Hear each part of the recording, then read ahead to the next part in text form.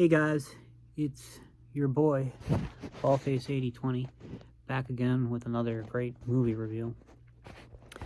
So, there was this film that came out, I think around the year 2000, called The Watcher. Crime film, neo-noir, starring Keanu Reeves. And I remember seeing the ads for it when it came out. You know, back then, everybody watched TV, and you'd see ads on TV and stuff.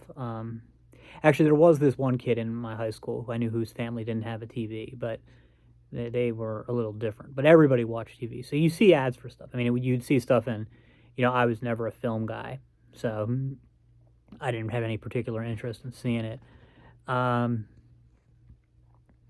But I do like noir, or at least more than I did when I was in high school when it came out.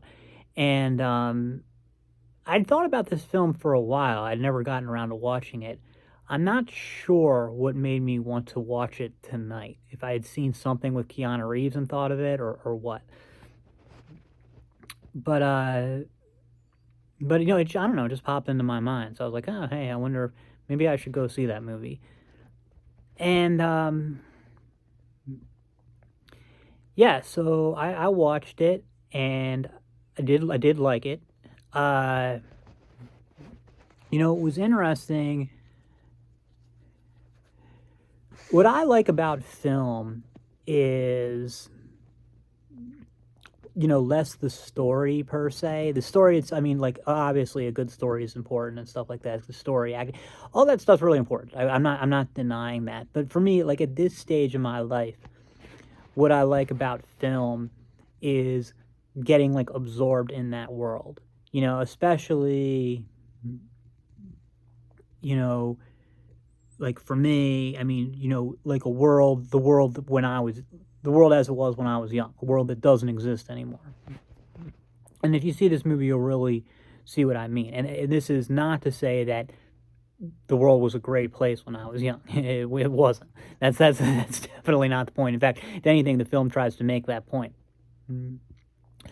But just, like the nostalgic feeling, and, yeah, even though things were shitty then, and in some ways things are better now, there were a lot of ways, and I've talked about this before, that things were better back then. That in sometimes, like, when making things better actually makes them worse.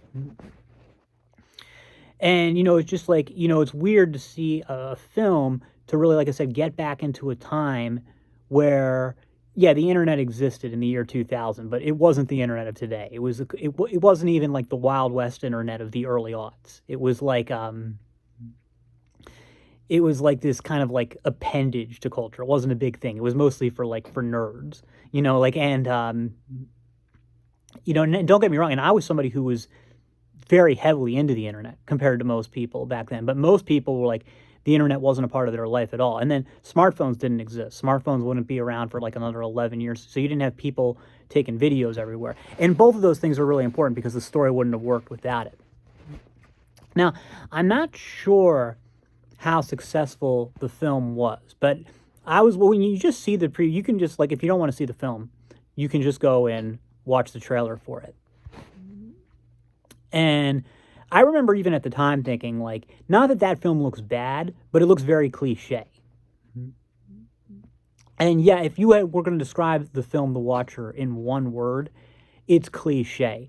This film has pretty much every film noir, neo-noir or cop trope in it. Like, it's all packed into a single, into a single movie. Like, they're like the sort of like physically sick, middle-aged detective, lead detective, the battle of wits with the battle of wits between him and the serial killer. This time the serial killer is this like really smooth, good-looking guy. Now, I get it, like the killers and stuff aren't always smooth and good-looking, but that is a popular trope. The serial killer is Keanu Reeves. The declining, sickly detective is what's his name? James Spader. It's got like sort of like the hard ass but likable black police chief They have Ernie Hudson playing it, which is, so he's a little bit different because usually they get like a fat black guy. This is like a fit, strong black guy. The sort of the like hard-boiled partner, who's like kind of like he's a hard ass, but you like him, and that's like who's Spader's partner in this, and the victims being attractive young women. Yeah, it's all there. It's all the cliches. All the cliches are there. Particularly James Spader's character, the lead detective, is one of the most cliche characters you'll ever see. Just a side note about James Spader. By the time this film came out, it looks like he was pushing 40. And and he looked every day of it by then, and which he's supposed to in this film. He's supposed to look like worn down. He's sick, and he's like his character's on disability, but comes back to help solve this case because he had been in charge of this case in Los Angeles. This serial killer guy, but then he, I guess got sick, so he retired from the force and went on disability and moved to Chicago. And then the serial killer follows him there. You get the gist. But anyway, so James Spader, though, was a guy, he's supposed to be worn down looking in this. But I've seen films with him when he was younger. And in like the late 80s, early 90s, he was considered, even through like the mid 90s, he was considered like women really loved this guy. They thought he was like, I don't know what the women today think, but like they like thought he was so good looking. Like erotic in a way that somebody like Brad Pitt or Tom Cruise weren't. They were more like magazine handsome. James Spader was, if I recall correctly, was never a guy who was like really on magazine covers. But he was a guy who like apparently women just like fantasized about and couldn't get enough of. And I gotta say, I don't see it. I mean, like in this movie, he's older and worn down, but I've seen the movies like, like the movies that really like a lot of women really like him in are Crash. And not that Crash though. There's a one from the mid 90s. Dream Lover. And I've looked at it, because I've seen both of those films, not the whole things of both of them, but parts of them, and I don't see it. I don't see it. And he was in a few others too. In fact, what's interesting about James Spader is that when he was a star at the peak of his career in the early 90s, he was essentially a quasi porn star. Like all of his films, like Dream Lover, soft porn, Crash, soft porn. Then a couple other pretty ridiculous films, again from the early 90s. So but no, I just don't get what women see in him. I mean, he's an okay looking guy, but he's short. Like he's listed at 5'10", but you can see, especially in this film, that he's definitely 5'9". I wouldn't be shocked if he's maybe even shorter than that. He's got a good strong build, but he's not like big. He's like like Paul Rudd type, like like average size. And I just don't see anything special about his looks. I really don't get it. But anyway, enough about that.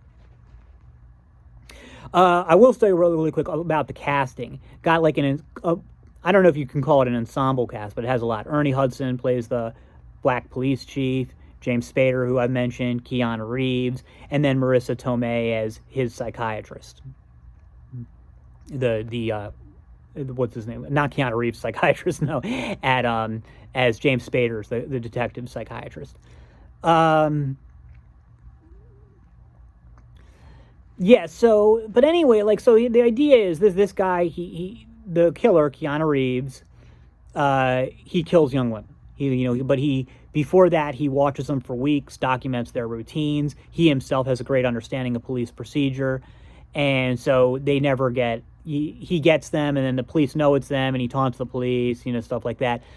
But what this one is about is, like, now it's different because, like I said, James Spader's character has retired from the force in Los Angeles. He's moved to Chicago.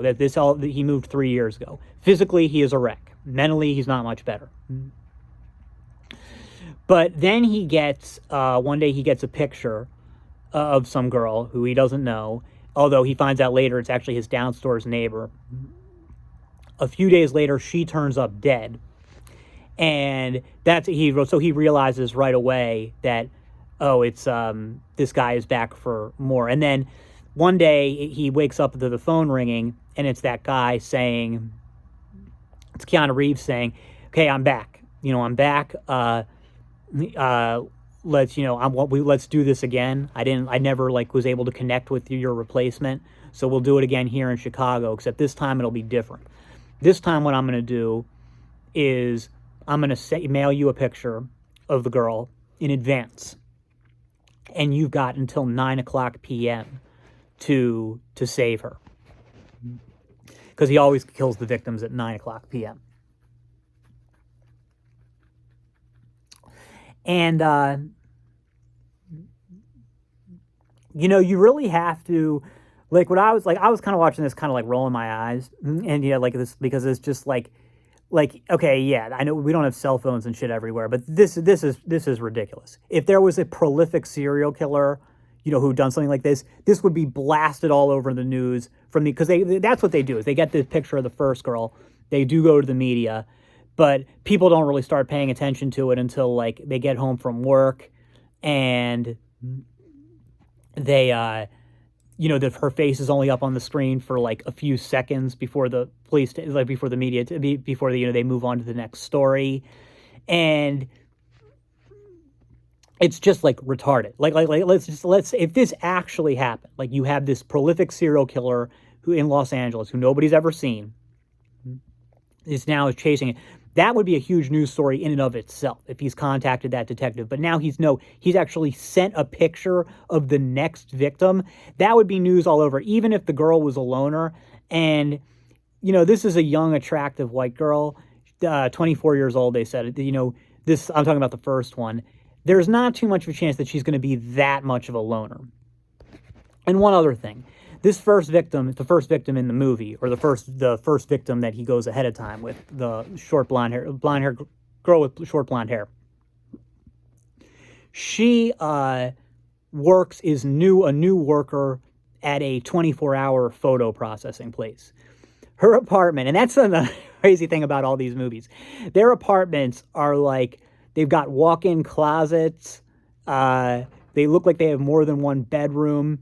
And these are right in the middle of the downtown metro, in this case, downtown Chicago. But this always happens in those movies. When I grew up, I thought that people with minimum wage jobs had 2-bedroom apartments in the middle of cities, on their wages. Which, I mean, even in year 2000 or 1999, the rent of that apartment must have been well over $2,500 a month.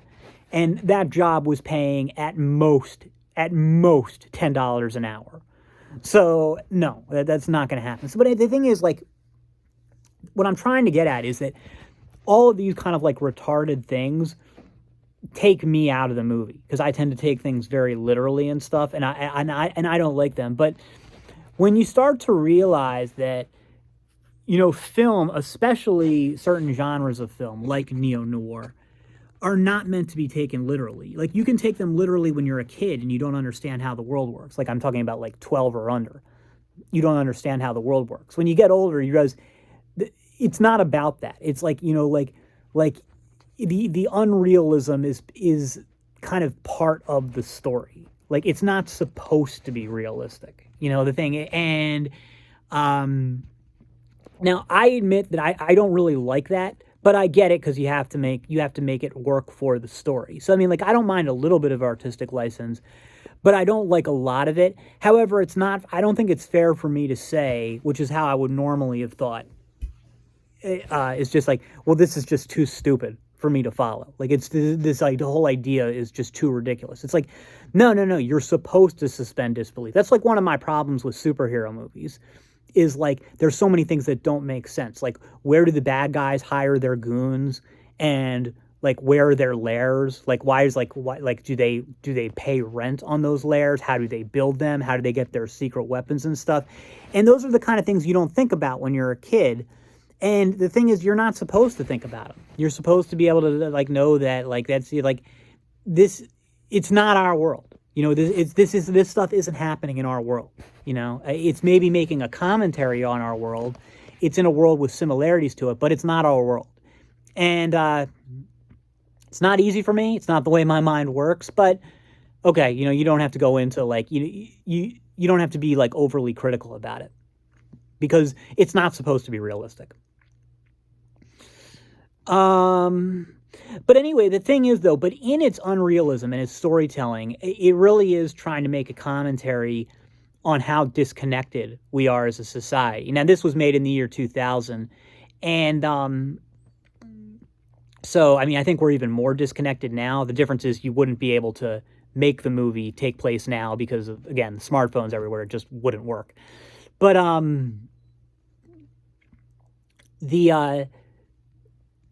you know, and it's not a particularly original thing. There's nothing original about this film, like the execution or the message or anything. As I said, it's just a movie filled with tropes. However, it's a very well done movie filled with tropes. But when I was watching it, what I was really thinking is like, you know, because I don't know if the movie failed, but I don't think it was successful, despite being well done and having, you know, good famous actors in it. And the thing is, the reason why I think like it wasn't really successful or it wasn't big, even though I think it's a good movie, is because it was made about 10 years too late. That's what I was like. I was like, something is really off here. And I realized it was like, I don't know, 10 minutes in, 20 minutes in. I was like, this was an early 90s movie made in the year 2000.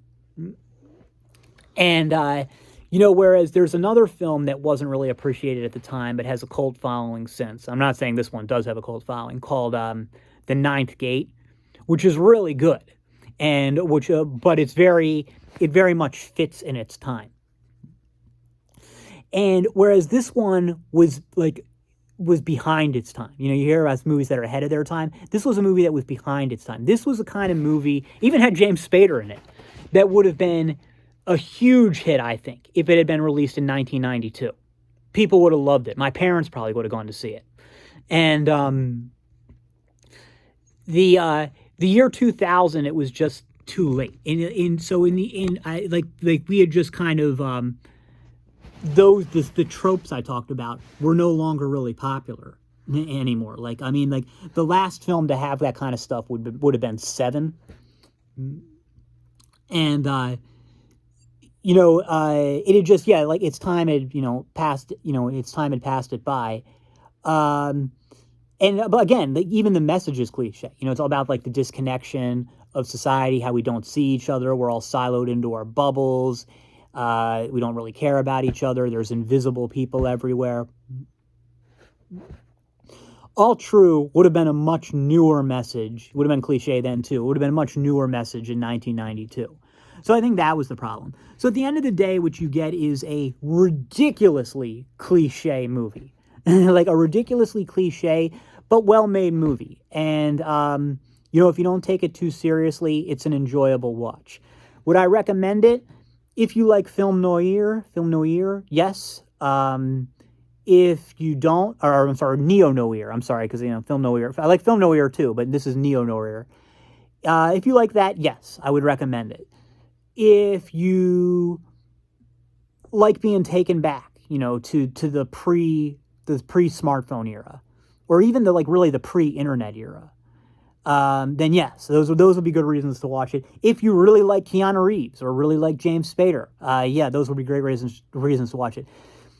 For anything else, though, no. I mean, if you're just somebody who just loves film, then yeah, absolutely. Other than that, no, I wouldn't recommend it. But, you know, any one of those things. So it's not about the film. It's about you. You know, if you're the kind of person who those types of things that I mentioned appeal to, then yeah, absolutely, go give it a watch. If not, probably want to pass. That's all for now. See you in the next.